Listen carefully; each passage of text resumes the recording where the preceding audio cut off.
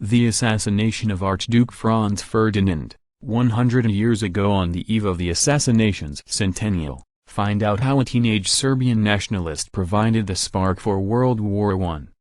Deeply in love, Ferdinand chose to marry Sophie Chotek in 1900 despite the opposition of his uncle, Austro-Hungarian Emperor Franz Joseph, who refused to attend their wedding. Though not exactly a commoner, Sophie came from a family of obscure Czech nobles and not from a reigning or formerly reigning dynasty of Europe. As a result, her and Ferdinand's children were declared ineligible for the throne. Sophie also became the victim of countless petty slights. At imperial banquets, for example, she entered each room last, without an escort, and was then seated far away from her husband at the dinner table. His marriage notwithstanding, Ferdinand remained Franz Joseph's heir and Inspector General of the Army. In that capacity, he agreed to attend a series of June 1914 military exercises in Bosnia-Herzegovina. Austria-Hungary had just annexed these provinces a few years earlier against the wishes of neighboring Serbia, which likewise coveted them. Ferdinand believed the Serbs to be epigs, thieves, murderers and scoundrels. Yet he had opposed annexation for fear that it would make an already turbulent political situation even worse. Formerly controlled by the Ottoman Empire, Bosnia-Herzegovina's population was roughly 40% Serb, 30% Muslim and 20% Croat, with various other ethnicities making up the remainder. Upon learning of Ferdinand's upcoming visit, the young Bosnians, a secret revolutionary society of peasant students, began plotting to assassinate him. In May, Gavrilo Princip, Trifko Grabez and Nedeljko Kabranovic traveled to the Serbian capital of Belgrade, where they received 6 handheld bombs, 4 semi-automatic pistols and cyanide suicide capsules from members of the so-called Black Hand, a terrorist group with close ties to the Serbian army. After practicing with their pistols in a Belgrade park, the 3 men journeyed back to Bosnia-Herzegovina, receiving help from Black Hand associates to smuggle their weapons across the border. To this day, it remains unclear whether the Serbian government participated in the scheme. Gavrilo Princip, Ferdinand and Sophie departed their estate for Bosnia-Herzegovina on June 23, having received multiple warnings to cancel the trip. The Archduke knew that danger potentially awaited them. Our journey starts with an extremely promising omen, he purportedly said when the axles on his car overheated.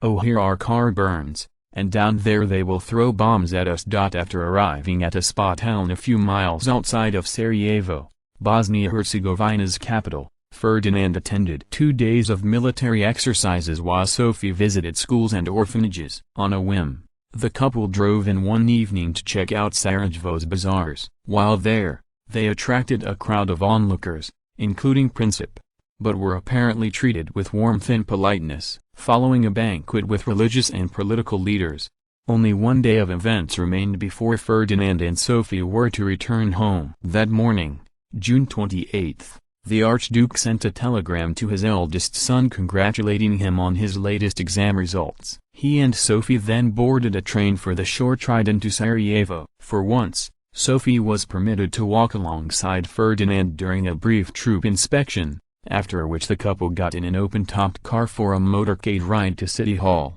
The car in front of them was supposed to carry 6 specially trained officers but instead had only 1, plus 3 local policemen. In fact, throughout the trip, Austro-Hungarian officials allegedly focused more attention on dinner menus than security details. Meanwhile, 7 young Bosnians had fanned out along the Apple Quay, a main avenue in Sarajevo running parallel to the Miljacka River. When the motorcade passed by, its route having been published in advance, Kabranovic asked which car carried the Archduke. He then hurled his bomb at the car, only to watch it bounce off the folded-up roof and roll underneath the wrong vehicle. The subsequent explosion wounded 2 army officers and several bystanders but left Ferdinand and Sophie essentially unharmed. Kabranovic jumped into the mostly dry riverbed and made a half-hearted attempt to kill himself before being apprehended. "I am a Serbian hero," he purportedly shouted as the police led him away. At least 2 other young Bosnians also had good looks at the Archduke but apparently lost the nerve to attempt an assassination. Princip taken into custody after shooting Archduke Franz Ferdinand his wife Sophie rather than immediately flee Sarajevo. Ferdinand decided to continue on to the planned event at City Hall. Upon finishing the dup, he insisted on visiting the wounded officers in the hospital. In order to dissuade any other bomb throwers, the motorcade zipped down the Apple Quay at high speeds, by mistake. However, the first 3 cars turned onto a side street right where Princip happened to be standing. As the cars attempted to reverse back onto the Apple Quay, Princip whipped out his pistol and fired 2 shots at the Archduke from point-blank range, piercing him in the neck and also striking Sophie's abdomen.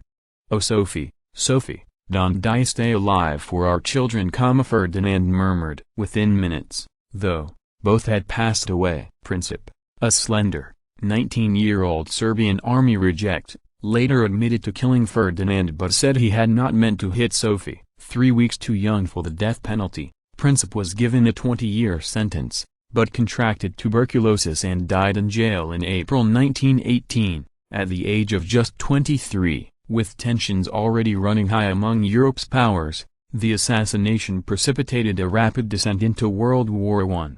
First, Austria-Hungary gained German support for punitive action against Serbia. It then sent Serbia an ultimatum, worded in a way that made acceptance unlikely. Serbia proposed arbitration to resolve the dispute, but Austria-Hungary instead declared war on July 28, 1914, exactly a month after Ferdinand's death. By the following week, Germany, Russia, France, Belgium, Montenegro and Great Britain had all been drawn into the conflict, and other countries like the United States would enter later. Overall, more than 9 million soldiers and nearly that many civilians would die in fighting that lasted until 1918.